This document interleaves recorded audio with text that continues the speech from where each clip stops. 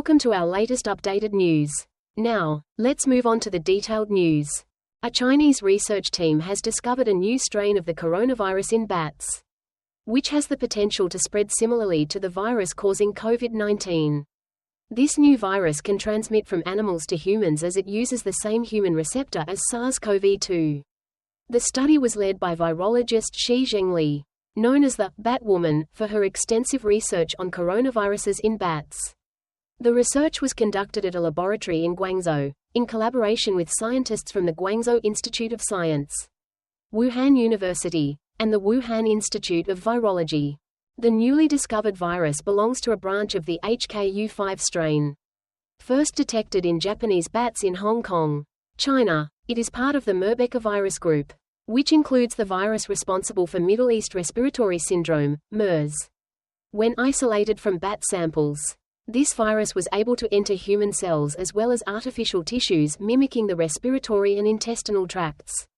The HKU5CoV2 virus not only binds to the human ACE2 receptor but also to receptors in multiple animal species, increasing the risk of transmission to humans through intermediary hosts. However, the report states that while the virus poses a potential outbreak risk, it is not yet a major concern. The Murbeca group consists of 4 distinct species, including 2 viruses found in bats and 1 in hedgehogs. Due to its potential public health threat, the World Health Organization, WHO, has included this virus group in its list of emerging pathogens requiring monitoring for pandemic preparedness. Shi Zhengli's discovery has reignited debates about the origins of COVID-19.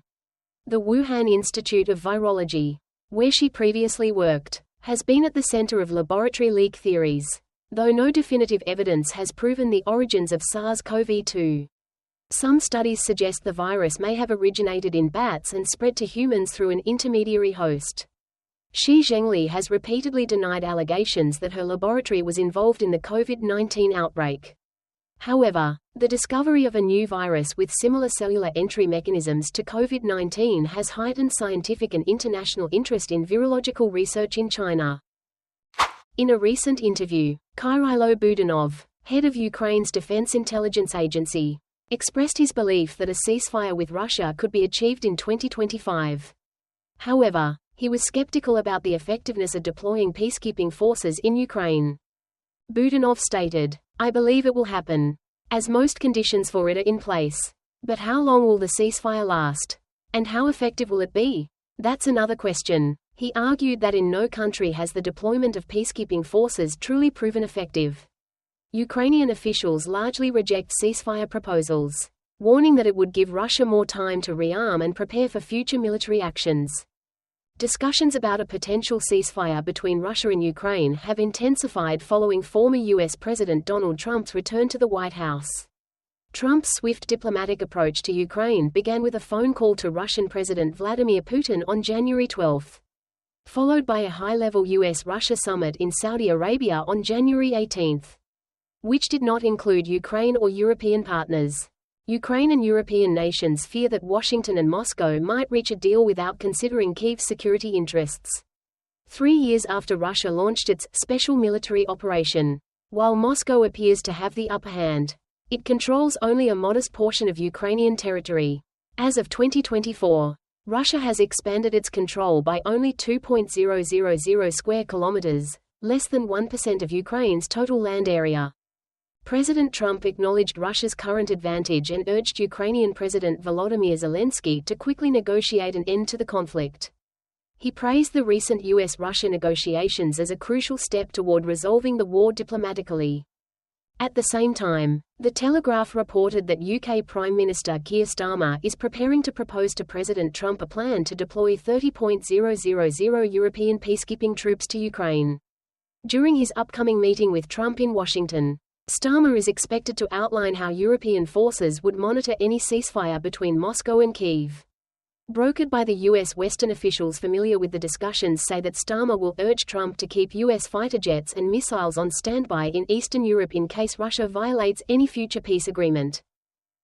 In a speech at the Russian State Duma, lower house of parliament, Russian Foreign Minister Sergei Lavrov recently stated, "We share a small border with North Korea, and we are not indifferent to everything happening on the Korean peninsula.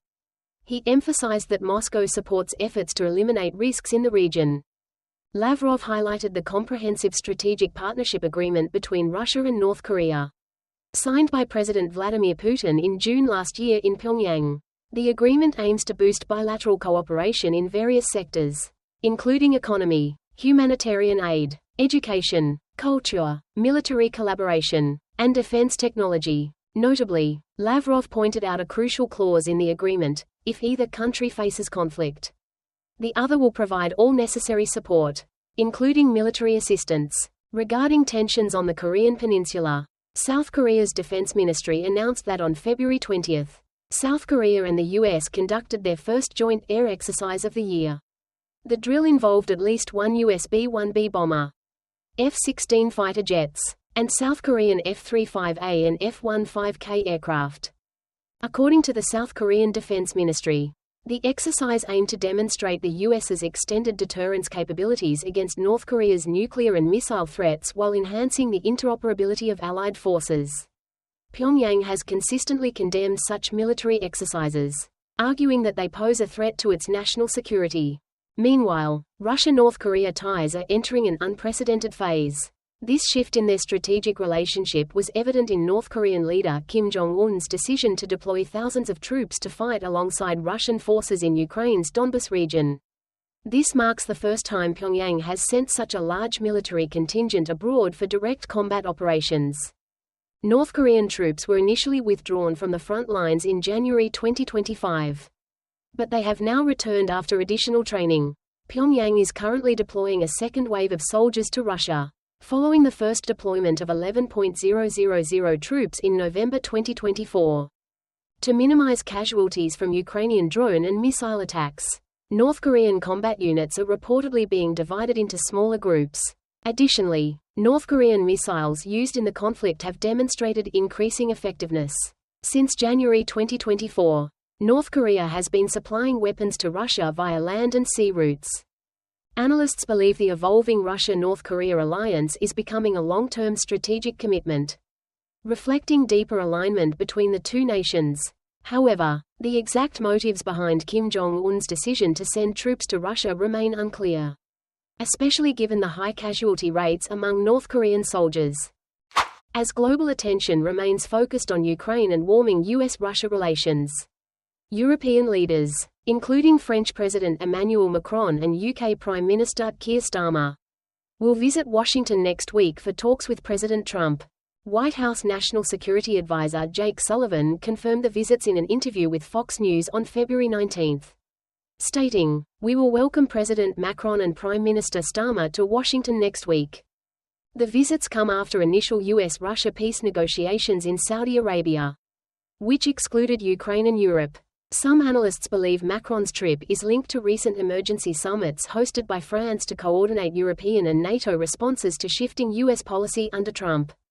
During the February 19 summit, Macron emphasized that Ukraine must be involved in any peace talks and that European security concerns must be addressed.